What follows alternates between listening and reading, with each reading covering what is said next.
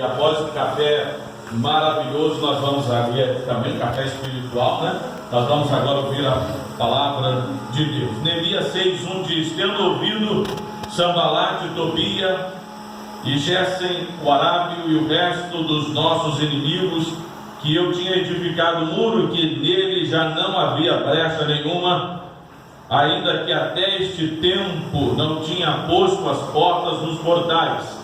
Sanbalate e Gésem mandaram dizer-me: venha, encontremo-nos nas aldeias do vale de Ono. Porém tentavam fazer-me mal. Enviei mensageiros a dizer: estou fazendo grande obra, de modo que não poderei descer, porque cessaria a obra enquanto eu a deixasse e fosse ter convosco. 4 vezes me enviaram o mesmo pedido, eu, porém, lhes dei a mesma resposta. Amém, irmãos? Vamos orar. Pai, em nome de Jesus, continua falando ao nosso coração a tua vontade e o teu querer. A tua palavra diz que nem só de pão viverá o homem, mas de toda a palavra que sai da boca de Deus. Amém. E é esta palavra que nós queremos nesta oportunidade, nesta hora. Em nome de Jesus, amém, amém. Poder sentar, meus irmãos. Muito obrigado. Na semana passada, eu costumo, sempre que eu reporto a minha infância, eu digo semana passada, né? Porque semana passada mesmo, que eu era uma criança, né? Os irmãos já têm aí muito tempo de vida. Mas na semana passada, quando eu era criança, havia um desenho do Super-Homem. E sempre me chamava a atenção na hora, né, que o Super-Homem ia entrar em ação e ia voar e dizia: para o alto e avante. Não era isso que dizia? Não sei se os irmãos lembram aí, deve ter vocês. Para o alto e avante. Meus irmãos queridos, meus diáconos, que muito me honram com a presença de vocês aqui. No reino de Deus não existem super-homens, ou superpastores, ou superdiáconos. Mas no reino de Deus existem superlimitados. A verdade é essa. Mas dentro desta superlimitação, sou eu e é você. Todos temos um lema: para o alto e avante. Esse lema tem que ser uma dinâmica de vida diária para todos nós. Olhares para o alto, olhares avançando, olhando para o trono de Deus, olhando para as regiões celestiais, olhando para uma vida espiritual mais elevada, avançando, como diz o apóstolo Paulo: esquecendo-me das coisas que para trás ficam, prossigo para aquelas que estão adiante de mim, prossigo para o alvo, e o alvo não está embaixo, o alvo não está nesta terra, o alvo está para o alto. Então, diáconos, na manhã deste dia, para o alto e avante, amém, meus irmãos? Para o alto e avante, seja esse o nosso lema. E quando eu vejo a vida de Neemias, eu encontro um servo de Deus cujos pés estavam aqui na terra, mas o seu espírito estava para o alto e avançando. Neemias era copeiro do rei Artaxerxes. Repita comigo: Artaxerxes. Vocês estão bom? Teste para locutor isso aí. E é nesse palácio que se desdobra os acontecimentos aqui. Este homem era copeiro do rei e era de origem judaica, de Jerusalém. Quando de repente chega a notícia de que aqueles que estão lá em Jerusalém estão numa miséria tremenda, estão numa dificuldade sem fim, os muros destruídos, o templo destruído, porque Nabucodonosor, quando invadiu, destruiu tudo, deportou todo mundo para a Babilônia, arrasou, só deixou ali aqueles que não eram produtivos, agora uma pátria de improdutivos. O que vai poder fazer? Doentes, gente que já não podia render mais nada. E agora Neemias está no palácio, está com um emprego invejável. Ele era copeiro do rei, servia diante do rei, um lugar onde a fome e a dificuldade passavam longe. Mas ele se preocupa. Talvez nós estamos num lugar que, graças a Deus, a fome e o desespero passam longe. Mas devemos nos preocupar. Servir a mesa dos necessitados. Há um necessitado em nosso meio, alguém que precisa e a gente não está percebendo. Porque às vezes nós estamos num bom carro, às vezes nós estamos desfrutando do amor da igreja, da consideração da igreja. Existe alguém que está necessitado, olhos atentos para isso. Olha, está em miséria, e o coração dele fica triste, o coração dele fica amargurado. Ele vai orar, ele vai jejuar, fruto de... E irmãos, jejum de judeu não era de meia-noite a meio-dia, não. Jejum de judeu entrava dias afora, horas. Fruto desse jejum intenso, os olhos começam a ficar aqui em volta, negros, com olheira, um abatimento, a pele fica sem o brilho, fica desbotada, as mãos tremendo, muito tempo sem comer. Rapidamente o rei percebe, diz assim: que tristeza é essa na sua fisionomia? E diz a palavra de Deus que ele teme muito, porque naquela época apresentar-se triste perante o rei era sinônimo de conspiração, era sinônimo de insatisfação com o reinado, passivo de punição até. Você tinha que se apresentar diante do rei sorrindo, alegre. Por isso que ele vai dizer, quando o rei diz, isso aí é tristeza de coração, e ele diz, temi muito. Não podia apresentar-se diante do rei com a cara amarrada. Quantas vezes nós estamos diante do nosso Deus entristecidos porque o pastor pediu alguém para ficar na porta. Estamos entristecidos porque o pastor pediu alguém para trocar a água ali lá do galão. Estamos entristecidos porque o pastor chamou a atenção, você chegou atrasado. Amado, vamos aprender aqui com Neemias. E ele se apresentou diante do rei. O rei disse: isso é amargura de coração. Como não vou estar triste, rei? E aí ele foi sincero. E o rei falou assim: o que você quer? Ele falou assim: me dá um tempo para orar. Olha a sabedoria deste homem. E depois ele chega diante do rei e pede para reconstruir, para ser um agente de reconstrução. Ele não chega ao pai Nabucodonosor, sabe esse rei que o Senhor substituiu? Ele fez, ele falou: não, me dá a oportunidade de reconstruir. Me dá a oportunidade para que, através da minha inteligência, da minha espiritualidade, por aquilo que eu sou, embora limitado, eu possa servir para reconstruir. Então o rei diz: vai. E o tema da minha palavra, meus irmãos, é: não posso descer. Por que dessa palavra, não posso descer, nosso tema? Porque rapidamente Sanbalate, Tobias e os inimigos se levantam e dizem: desce daí e vem nos encontrar. Ele diz: não posso descer. Espiritualmente falando, descer tem alguns significados que eu quero pensar com você aqui. O primeiro, rebaixar-se ao nível dos opositores. Ele estava fazendo uma grande obra. Neemias desce daí, não posso descer. Descer espiritualmente falando significa eu sair da minha posição espiritual e descer ao nível dos meus opositores. Neemias estava em um lugar alto, tanto material quanto espiritualmente. Quando você está em lugares assim, opositores se levantam contra ti. Como copeiro, ninguém se levantou contra ele. Quando ele estava lá servindo o rei, quando ele estava lá, numa posição honrosa, numa posição de destaque, mas não se preocupando com ninguém, na sua zona de conforto, no seu bom emprego, com todas as mordomias, e tudo vai bem, e tudo vai muito bem, ninguém se levantou contra ele. Assim como diácono, ninguém vai se levantar contra você, porque você é diácono. Ninguém vai se levantar contra você.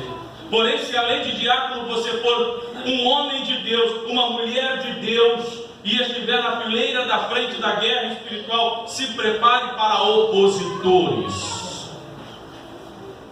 Enquanto você for alguém de cargo, enquanto você for alguém de diretoria, Enquanto você for alguém que leva somente uma aguinha para o pastor, muito obrigado, sacia a sede do pregador. Ninguém vai se opor contra você.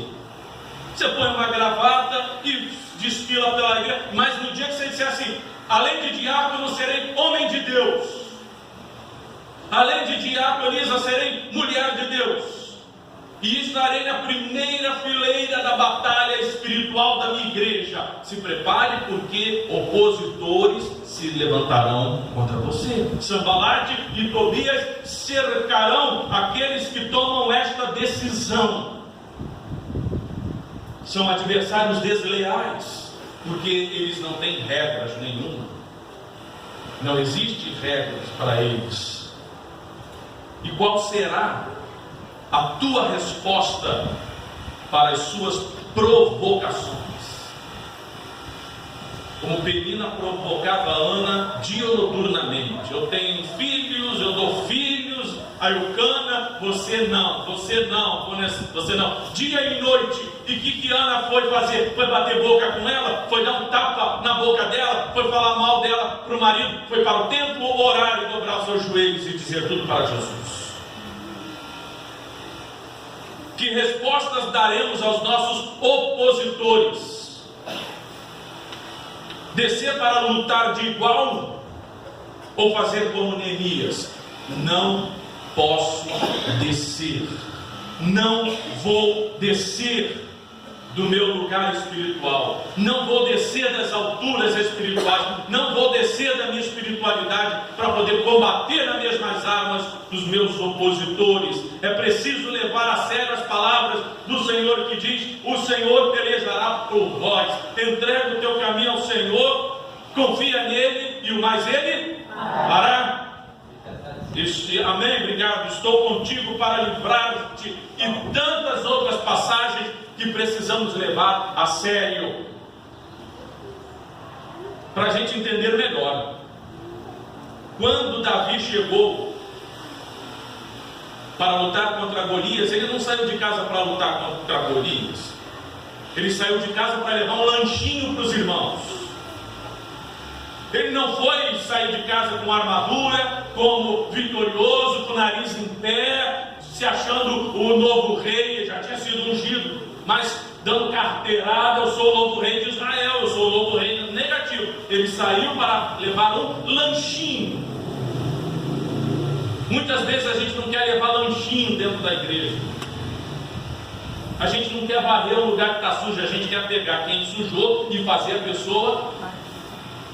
Como eu disse, a gente não quer ficar numa portaria, e só Deus sabe o valor que tem um irmão que fica lá no portão tomando conta às vezes. Só Deus sabe o valor que esse homem tem, tomando conta de um banheiro às vezes. Mas a gente não quer levar lanchinho. Nós queremos botar um terno, servir a ceia, queremos botar um terno e pregar que eu sou pastor, que eu sou diácono, que eu sou isso, que eu sou líder tal.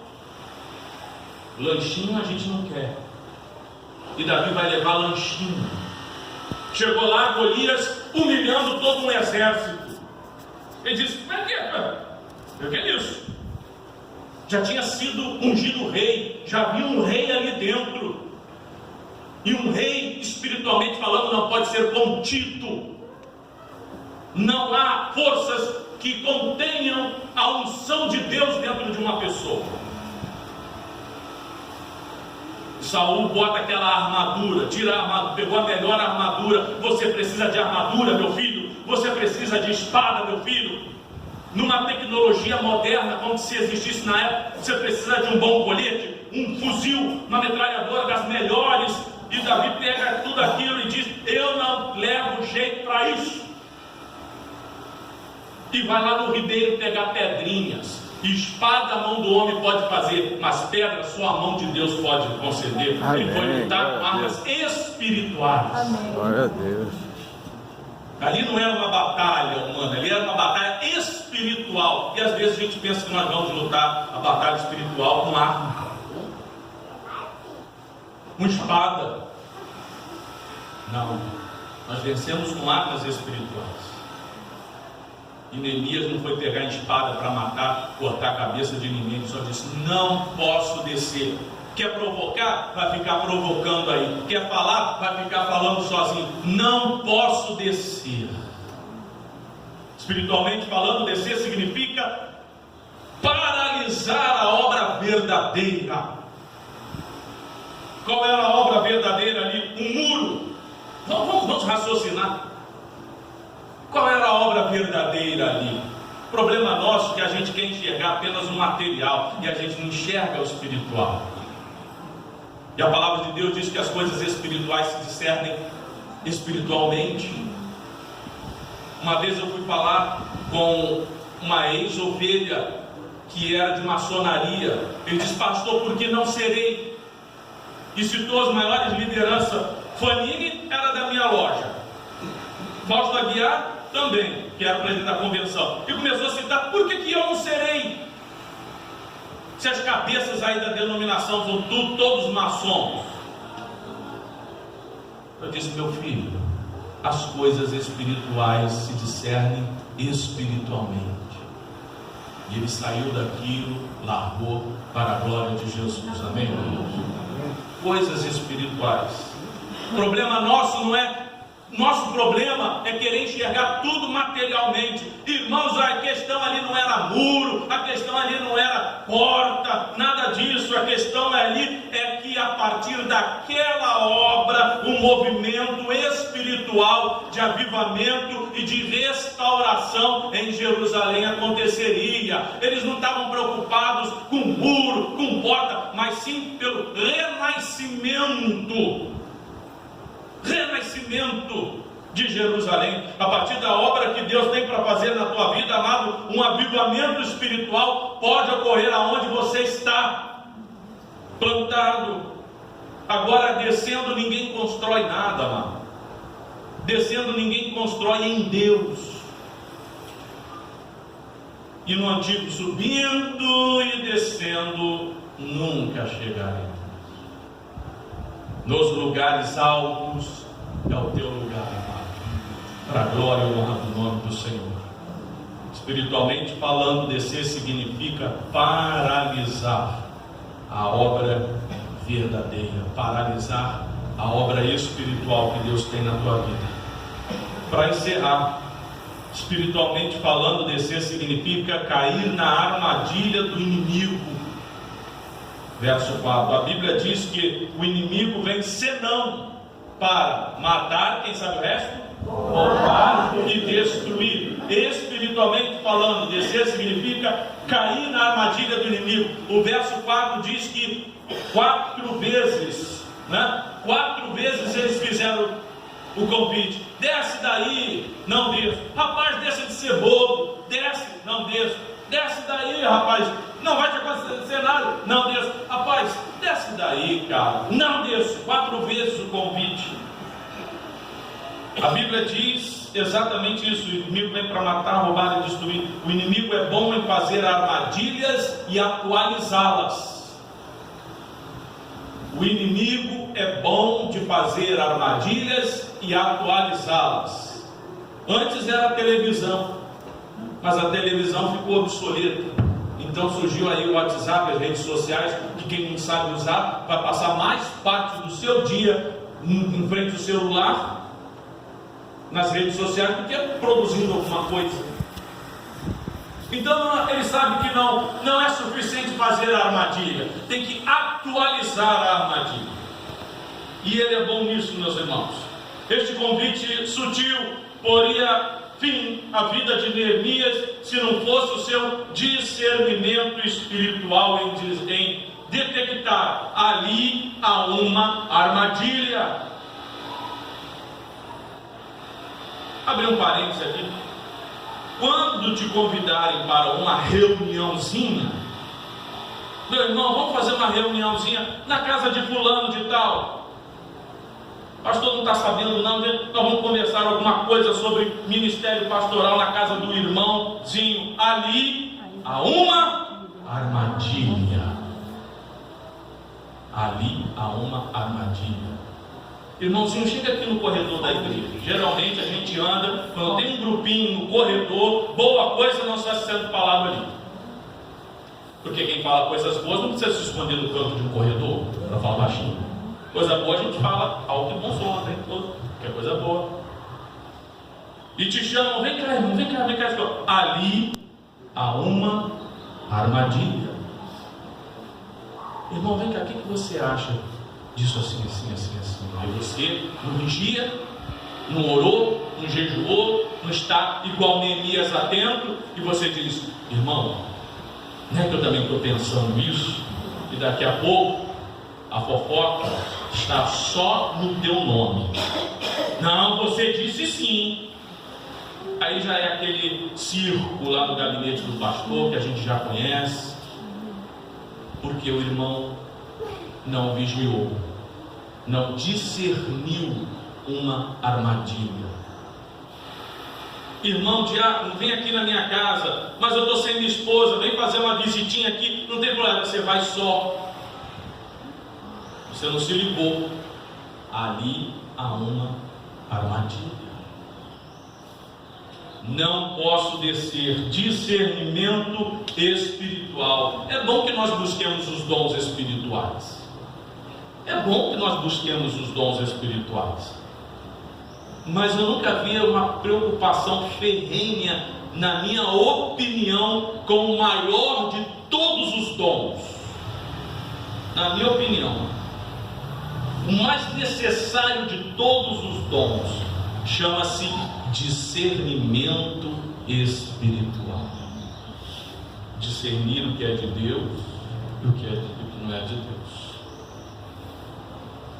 Os convites do inimigo foram insistentes. Você já reparou como o diabo é insistente?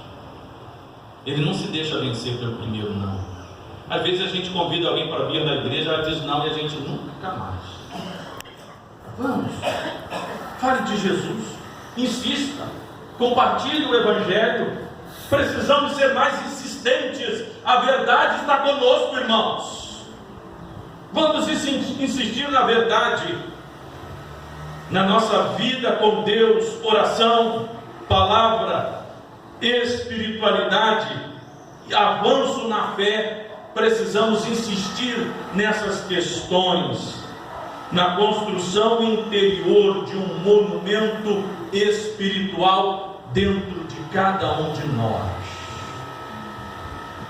Neemias disse: eu reconstruirei o templo, eu reconstruirei os muros, eu reconstruirei o templo. Veja bem, uma vez eu fui consultar com um médico. Ele não acredita em Deus, ele acredita na evolução das espécies. Eu disse para ele: o senhor constrói uma casa, por mais linda que ela seja, com material de primeira, tranca a casa. Daqui a 50 anos, o senhor volta lá para ver como é que está aqui essa casa. Os irmãos podem reconstruir uma casa linda, com o melhor material, tranca a casa e deixa 50 anos ela parada, e volta depois de 50 anos, para você ver, vai estar construída ou vai estar destruída? Destruída, porque o tempo não constrói nada, o tempo só destrói. Tempo de igreja não vai construir em você um monumento espiritual, não vai, só vai destruir, porque isso precisa ser renovado a cada dia. Há um texto que eu gosto muito que diz: as misericórdias do Senhor são a causa de não sermos consumidos, porque suas misericórdias não têm fim, renovam-se a cada manhã. Tanto eu como você precisamos de renovo espiritual a cada manhã, senão o nosso templo interior vai ficar em ruínas. E não podemos ter um templo espiritual, porque nós somos templos do Espírito Santo em ruínas. Ele precisa estar construído, aberto e funcionando para a glória de Deus. Que você saia daqui na manhã desse dia dizendo: estou fazendo uma grande obra, não posso descer. Amém, meus irmãos? Vamos orar. Pai, em nome de Jesus, abençoa o teu povo nesta hora. com toda sorte de bênçãos espirituais. Obrigado, Pai, por tudo que ouvimos na manhã desse dia. E eu tenho certeza que nós vamos sair daqui mais alimentados, mais restaurados, mais edificados na nossa fé em Cristo Jesus. Cria em nós um templo espiritual, um monumento espiritual dentro de nós, para que possamos ser uma bênção nas tuas mãos, uma bênção na tua casa. Nós oramos em nome de Jesus, e quem crê diga amém, amém, e graças a Deus. Deus abençoe, meus irmãos, muito obrigado. Deus abençoe. Pronto, já está aqui gravado.